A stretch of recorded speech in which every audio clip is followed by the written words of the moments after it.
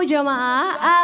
Alhamdulillah. Untuk jamaah yang baru bergabung, hari ini kita sedang membahas tema, ini dia tanda wanita magnet rezeki bagi keluarga. Dan hari ini kita juga kedatangan pasangan yang inspiratif, ada Mas Yasir dan Mbak Riri nih jamaah.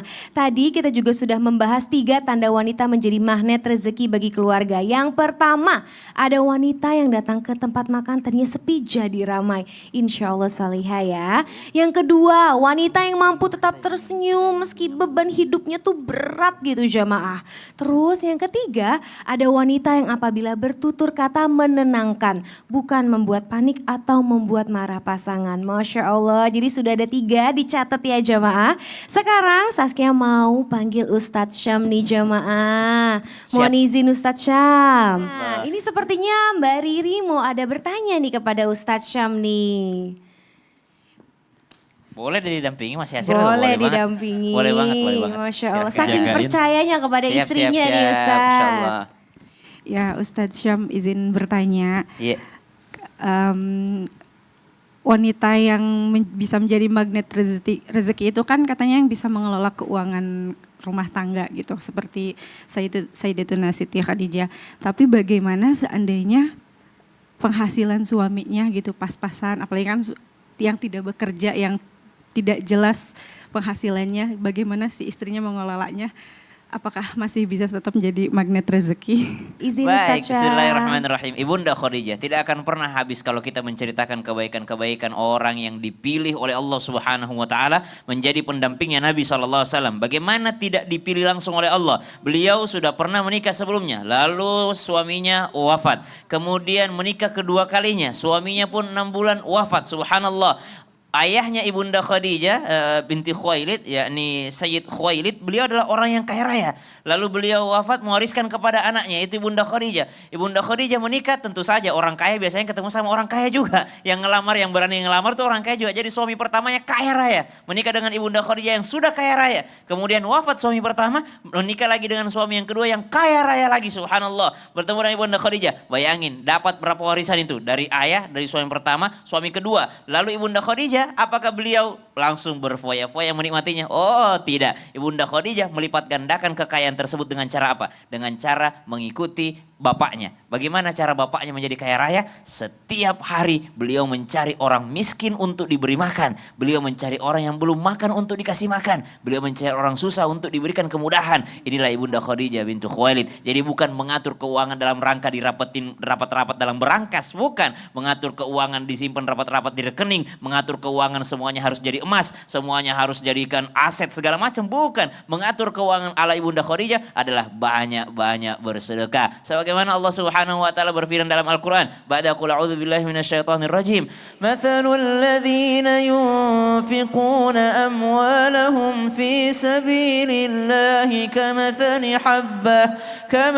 habbatin anbatat sab'a sanabila fi kulli sumbulatin mi'atu habbah wallahu yudha'ifu liman yasha. Wallahu wasi'un alim.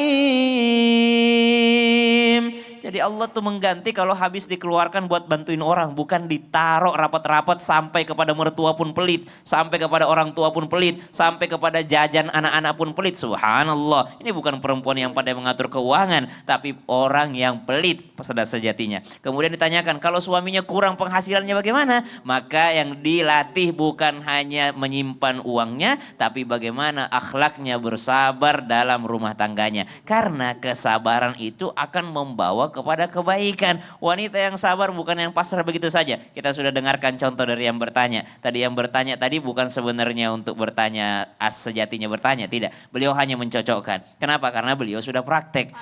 Beliau sabar.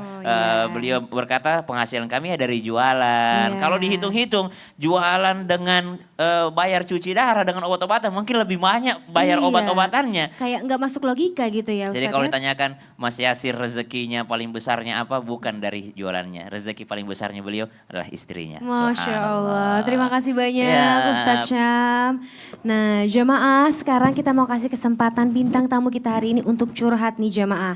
Karena kita masuk ke segmen Curhat Dong Ustadz. Iya, kami curhat. Mohon izin Habib Usman dan Ustadz Maulana, ini ada bintang tamu kita mau curhat. Boleh Mbak Riri dan Mas Yasir ikut ke tengah? Mau curhat apa nih Mbak Riri atau Kan Mas kamu, Yasir? Silahkan kamu sayang, Ustadz Maulana mau ya? Berapa lama menikah? 11 tahun Oh Habib. Masya Allah. Masya Udah punya Allah. anak? Alhamdulillah. Berapa enam. anaknya? Satu. Alhamdulillah. Masya Allah. Silahkan. Gini ya Ustadz Habib, jadi alhamdulillah nih karena ujian ini kita berdua sama-sama saling belajar memperbaiki diri.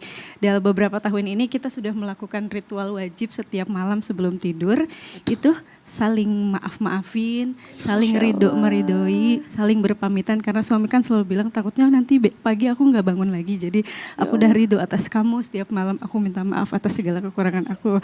Nah tapi Ririnya nih istrinya gimana sih biar nggak overthinking, biar diberikan ketenangan hati, kayak rasa takut ditinggalkan tuh selalu ada gitu. Gimana caranya biar tenang gitu. Bismillahirrahmanirrahim. Masya Allah. Allahumma sholli ala sayyidina Muhammad wa ala sayyidina Muhammad. Kullu nafsin dha'iqatul maut. Setiap yang bernapas pasti akan mati. Manusia yang pintar adalah mempersiapkan untuk kematiannya. Manusia yang hebat adalah mengetahui dia hidup di dunia ini tidak akan lama. Dan dia membawa bekal sebanyak-banyaknya menuju akhiratnya Allah Subhanahu wa taala. Ini adalah satu hikmah yang dahsyat yang luar biasa. Mempunyai seorang suami yang memiliki sebuah penyakit yang Allah taala berikan sehingga menjadi sebuah ujian. La yukallifullahu nafsan illa usahaha laha makasabat wa 'alaiha maktasabat. Yang ujian tersebut Allah taala berikan tidak akan melebihi daripada batas kemampuan dan kesanggupannya. Ketika dia sanggup, dia mampu, maka Allah Ta'ala berikan untuk menguatkan iman, Islam, takwanya sehingga mencari Allah, mendekatkan diri kepada Allah, mencari ridhonya Allah, mendekatkan diri kepada Allah dan berharap akan pertolongan Allah Subhanahu wa taala sehingga Allah mudahkan langkah dan jalannya. Hikmah yang kita bisa ambil adalah bahwasanya hidup itu tidak mudah. Tapi mudahkanlah hidup dengan senyuman dan kebaikan. Mudahkanlah hidup dengan saling memaafkan. Ini hebat. Setiap malam saling memaafkan dan berharap akan ridho suaminya sehingga Allah ridho kepadanya. Istri yang salehah hanya perlu 3 hal. Puasa di bulan Ramadan, taat kepada Allah dan Rasulnya, dan taat kepada suaminya, dan apalagi suaminya memaafkan, selesai. Surga baginya. Masya Allah. Sebelum saya jawab ya, Iya. Mas Yasir, Ya Ustaz. ketika istri berkata minta maaf seperti itu, apa yang Mas Yasir katakan?